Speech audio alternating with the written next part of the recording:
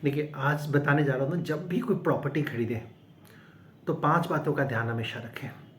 5 चीज़ों को आप चेक करें और सुखी रहेंगे। नहीं तो अदरवाइज़ फिर से प्रॉपर्टी खरीदने के बाद एक दूसरा टेंशन शुरू हो जाएगा, है ना? देखिए, पहला क्या देखना है आपको जब प्रॉपर्टी खरीदते हैं तो प्रॉपर्टी के सारे डॉक्यूमेंट्स देखिए। सेल डीड प्रीवियस जितनी हुई है उनको देखिए। मतलब 30 ईयर्स तक का चेन आपको वेरीफाई करना है, पिछले 30 साल तक का। किससे प्रॉपर्टी होके किसको गई, किससे किसको गई, किससे किसको गई। अब एक बात सोच के देखिए, इसमें एक चीज़ चेक कीजिएगा। अगर प्रॉपर्टी 2 लोगों के नाम पे हुई थी, ठीक है, और बाद में इसको किसी एक पर्सन ने ही ट्रांसफ़र किया है, तो ये एक पर्सन क्यों नहीं किया? क्या उसकी डेथ हो गई? तो उसका डेथ सर्टिफिकेट देखिए कि डेथ सर्टिफिकेट लगी हुई है या नहीं लगी हुई है। मतलब चेन को बड़ी बारीकी से वेरीफाई कीजिए कि सारे चेन प्रॉपरली 30 ईयर्स तक के लिए मैच हो रहे हैं कि नहीं हो रहे। अगर आप इसको बारीकी से देखेंगे तो कोई प्रॉपर्टी में अगर बीच में कोई डिस्प्यूट्स हुई है तो वो डिस्प्यूट आपको बड़े आराम से समझ में आ जाएगा। ठीक है, पहला तो आपने प्रॉपर्टी के चेन को वेरीफाई किया। सेकंड चीज़ आपको ध्यान रखना है कि आप प्रॉपर्टी के ऊपर सारफेसी की कोई नोटिस है कि नहीं, वो चेक कर लीजिए। सारफेसी कहते हैं securitisation and reconstruction of financial assets enforcement of security interest act.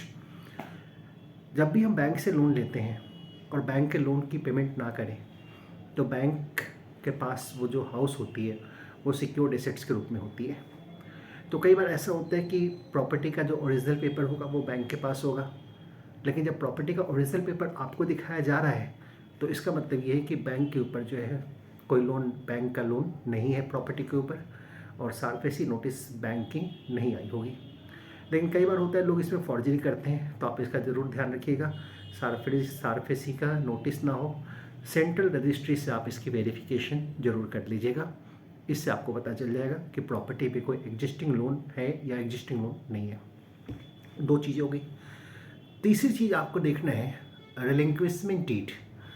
कुछ लोग होते हैं जो प्रॉपर्टी से अपने राइट्स को जो है वो रिलिंक्विश करते हैं। जैसे फॉर एग्जांपल डॉटर है, डॉटर कहती कि हमें प्रॉपर्टी का शेयर नहीं चाहिए, तो आपको जो प्रॉपर्टी बेच रहा है उसकी सिस्टर भी हिस्सेदार थी और उसकी सिस्टर ने रिलिंक्विश किया है। उसका कहना है कि उसकी सिस्टर को शेयर नहीं चाहिए। तो सिस्टर का रिलिंक्विशमेंट डीड जो होती है, जो गर्ल का जो रिलिंक्विशमेंट डीड है, अगर वो रजिस्ट्री नहीं कर रही है आपको, तो रिलिंक्विशमेंट डीड ज़रूर देखिए कि उन्होंने वो डीड लगाया है कि नहीं, वो सर्टिफिकेट्स दिया है कि नहीं दिया है।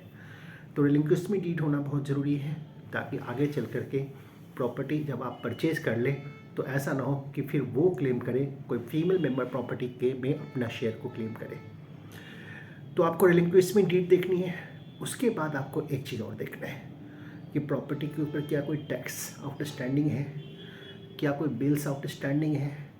आप इन चीज़ों को देख लीजिएगा। बिल्स मतलब इलेक्ट्रिसिटी बिल्स हो गए, वाटर बिल्स हो गए। टैक्सेशन का मतलब जैसे ब्लॉक का टैक्स हो गया, म्यूनसिपल कॉरपोरेशन का टैक्स हो गया। इन सब चीज़ों को आप ज़रूर वेरीफाई करें। उसके बाद एक चीज़ आपको देखना है कि प्रॉपर्टी के ऊपर कोई डिस्प्यूट तो एग्जिस्ट नहीं हो रहा है। अब प्रॉपर्टी के ऊपर डिस्प्यूट एग्जिस्ट नहीं हो रहा है, इसका पता आप कैसे करेंगे? तो एक बात मैं आपको बहुत अच्छे से बता देता हूँ। प्रॉपर्टी पे अगर डिस्प्यूट हो तो वो डिस्प्यूट की जो सूट होती है उसी लोकल कोर्ट में फाइल होती है। मतलब उस लोकेलिटी में जो कोर्ट होगी, जिस कोर्ट के जुरिस्डिक्शन में वो प्रॉपर्टी आ रही है, वहीं पे उसकी जो है सूट की फाइलिंग होती है। तो आपको कोर्ट से पता चल जाएगा। दूसरी बात, आप उनसे एक एफिडेविट ले लें कि प्रॉपर्टी के ऊपर कोई डिस्प्यूट नहीं है, प्रॉपर्टी के ऊपर कोई लोन नहीं है। और एक काम आप और कर सकते हैं, जब प्रॉपर्टी का जो आप सेल डीड बनाएं तो सेल डीड में ही उनकी तरफ से ये बातें अंडरटेकिंग के तौर पे लिखवा दें, क्योंकि अगर कल को कोई डिस्प्यूट निकल गया या फिर कोई लोन्स वगैरह निकल गए तो आप उनके अगेंस्ट जो है बड़े आराम से प्रॉपर लीगल एक्शन ले सकते हैं। तो आप हमेशा ध्यान रखें कि जब भी हम प्रॉपर्टी खरीद रहे हैं तो इन चीज़ों को ज़रूर देखें। एक लास्ट चीज़ आप और वेरीफाई कर लीजिए, क्या प्रॉपर्टी के ऊपर कोई नोटिस है। नोटिस मतलब कोई एमसीडी की नोटिस हो, तोड़ने वगैरह की, सरकार के किसी डिपार्टमेंट की नोटिस हो, तो कोई नोटिस वगैरह तो नहीं है प्रॉपर्टी के ऊपर। तो इन चीज़ों को वेरीफाई करें। नंबर 1, प्रॉपर्टी के आप चेन को देखें, आप सारफेसी नोटिस स्पेसिफाई करें, आप टैक्सेशन एंड बिल्स को चेक करें, रिलिंक्विशमेंट डीड है या नहीं है आप उसको देखिए, प्रॉपर्टी पे कोई डिस्प्यूट है कि नहीं, कोई सिविल डिस्प्यूट हो आप उसका पता कीजिए। इतना करने के बाद आप प्रॉपर्टी को परचेज़ कीजिए आराम से।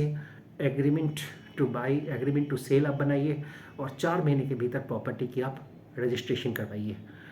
एक विटनेस रखिए, 2 विटनेस की रिक्वायरमेंट होती है। 2 विटनेस, ऐसे विटनेस रखिए जो वक्त पड़ने पे आपके साथ कोर्ट जा सके, कोई डिस्प्यूट हो तो कोर्ट में गवाही देने के लिए आ सके। इतना सब कुछ कीजिए, दैट्स बढ़िया रहेगा और काफ़ी बढ़िया से तब आप प्रॉपर्टी को एंजॉय कर पाएंगे।